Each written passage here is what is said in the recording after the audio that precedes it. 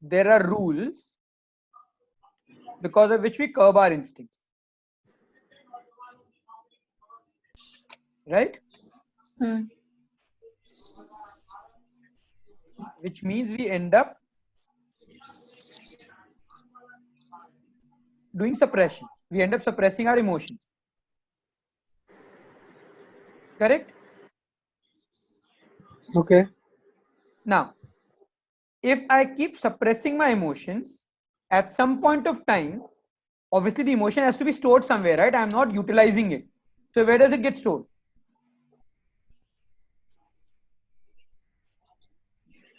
In my body. Right. It needs a physical space to be stored somewhere, right? And therefore you will notice that when that people, because of emotional suppression over a period of time, start feeling heavy. They will notice that some parts of their body become numb and so on. So what is happening is, beyond a point, once your body says, I can't handle this any longer, there is a Breakdown. breakdown. And this breakdown can be both physical or emotional. Example of an emotional breakdown? Depression. Okay. What else? Depression is still like after the breakdown is happening Anxiety. multiple times. Anxiety, Anxiety. anger, where people have just Yes. freaked out, Yeah, shouting, throwing shouting, things. screaming, running away. मतलब basically doing things that they later realized कि नहीं करना चाहिए था. I was not in control of myself. Right. And examples of physical breakdown? Aches and pains. So aches, pains, any psychosomatic issues. Yeah. Sleeping disorder. Sleeping disorder would again be a breakdown. So is the cycle clear for all of us? Yeah. Yeah. Perfect. Now what are the instincts that we have primarily? Whenever we are in a crisis-like situation, what are our instincts? Fight and flight. Yeah.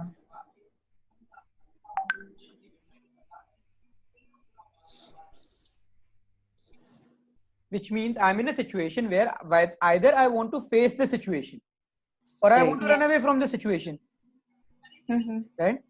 But there are places where our rules prevent us from fighting and flighting both.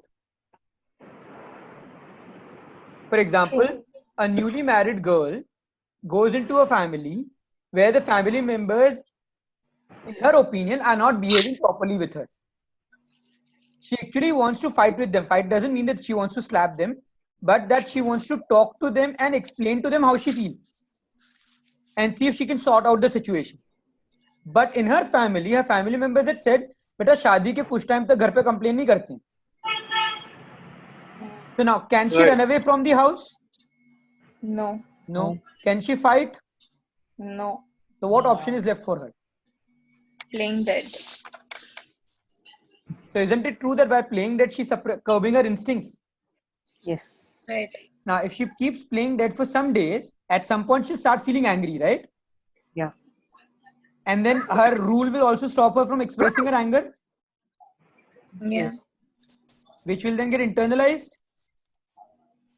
Yes. And then on a particular day, she will just flip out on something really small. Yeah. Right? And eventually she will start feeling कि जब मैंने तुमको complain किया उसके बाद से problem चालू हुई तो अब तो मैं कभी complain भी नहीं करूंगी. So rather than realizing that she is supposed to break the old rule, she ends up creating a new rule. Yeah.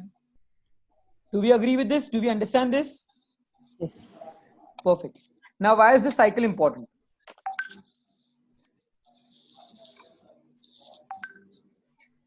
It sort of tells the client or explains it to the client the importance of changing these rules. And Like it explains the entire reason why they've had a breakdown and that the basic thing is to change that rule. at the same time, not all rules are bad. Some rules are important and they're relevant. For example, I want to slap my boss. Unless I have another job in hand, slapping the boss is probably not a very smart idea. Correct. Right? So I would do well by holding on to that Job for a while. job for a while and by not slapping my boss.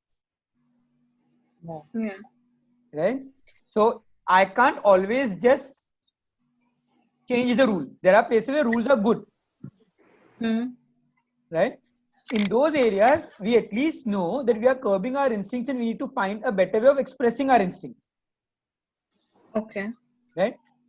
But before I come to that, the reason why breakdown cycle is so important is when you're taking therapy, not necessarily in coaching, but in therapy. Every client who comes to you for a therapy comes to you for a therapy because either they've had a breakdown or they're reaching a breakdown, Okay. right? So you are going to explain this to the client. I may not. If I feel the need to, I can explain this to the client. But even if I don't, I have a process that I'll make the client run through, which I'm going to run through each of you. And this is the process that you can run with the client. Okay. Okay.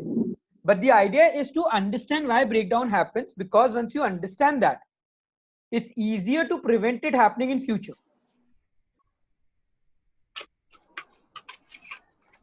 Okay. Now, going back to the cycle. So going back to the cycle. What would be the solution? One is to change the rules. Yeah. When the rules can be changed. Hmm. What if we can't change the rules? What do we do then?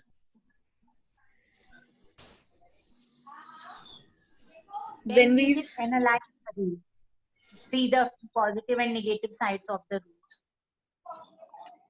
And we still recognize that the rules are fine. I need to stick to the rule. Then what do I do? then you need to find better ways to express yourself. Correct. So the idea is look at the entire cycle. Okay. This is the starting point, right? See if you can change this. If you can't, then this is the second layer. Yeah. Work with this. Now let's say the client has a desire to fight. Okay. Now fighting doesn't necessarily mean slap. Mm-hmm. There are better ways of expressing your instincts. Yeah. So the problem is not that we have an instinct. The problem is we have an instinct that we want to express in a particular way, and that expression would lead to a problem. Remember we spoke sometime back, we were talking about talking to the partner. Yeah. So talking to the partner, explaining to the partner why they are feeling bad and trying to help them understand how you would like them to be in future is actually part of the fight response, right? I'm trying to face the situation and see if I can improve the situation. So don't take the word fight in its literal sense. Does that make sense till here? Yeah. Yeah. But obviously going and telling this to my partner by screaming at her will not be a very good idea. Yes. So what if I could find a better way of expressing my instincts? Would that work then? It will. Now, Better. in order to express my instincts more effectively, what do I need? Skills. So I would need either skills or state. What is the difference?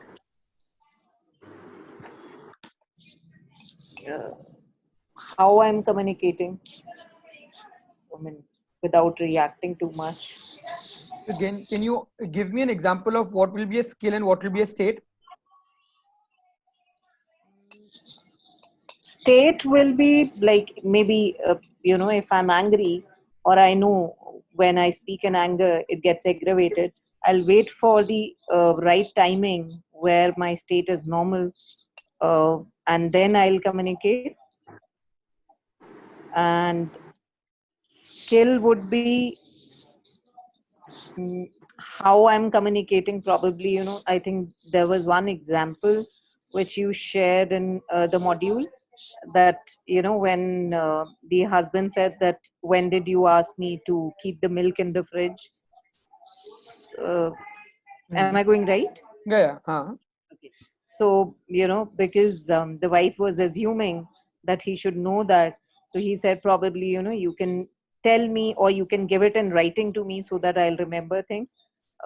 That way he was adapting to new things, that okay, this is what I need to do, because he was not fully aware of it. So simple way of understanding state and skill is driving a car Yep. is a skill. Yeah. Yes. Having the confidence to drive is a state. Right. Right? Okay. So if I have all the skills of driving a car, but I am really scared of even sitting on the driver's seat, is that skill of any use? No. No. I have no idea how to drive a car, but I'm extremely confident of driving it. Dangerous for me and everyone else on the road. Yes. Yes, very much. Right? So technically, I need to have both the skill and the state. State is what am I feeling emotionally, mentally. Skill is how I go about doing things. Right? So there are some people who would say I need to develop better communication skills. Some people would say I would like to have more patience. Some people would say I would just like to understand or learn how to use words more effectively. Some would say I just need to be able to manage my time more effectively. Some would say I need to be able to organize my timetable and stuff more effectively. So all of this becomes a part of my skills. Does that make sense? Yeah. Yes. When you're working with clients, you're working with both state and skill, and it's very important to remember this. Okay. Otherwise what happens is many times therapists focus so much on mental state that they forget that skill also needs to be worked upon.